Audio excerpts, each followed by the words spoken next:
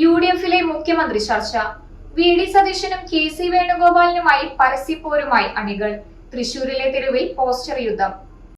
സംസ്ഥാനത്തെ മുഖ്യമന്ത്രി നിർണയം നീളുന്നതിനിടെ സാംസ്കാരിക നഗരിയിൽ ഫ്ലക്സി യുദ്ധവുമായി കോൺഗ്രസ് പ്രവർത്തകർ. തൃശൂരിൽ വി.ഡി. സതീശനും കെ.സി. വേണുഗോപാലിനും വേണ്ടി നഗരമധ്യത്തിൽ ബോർഡുകൾ പ്രത്യക്ഷപ്പെട്ടതോടെ പോര് നഗരവീഥികളിലേക്കും പടർന്നു.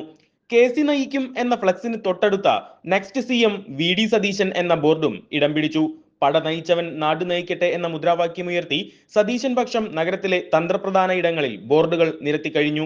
യു.ഡി.എഫിന്റെ ഔദ്യോഗിക വിജയ ബോർഡുകൾക്ക് താഴെയാണ് അണികളുടെ ഈ പോസ്റ്റർ പോര. സമൂഹ മാധ്യമങ്ങളിലും പോര് മുറുകുകയാണ്.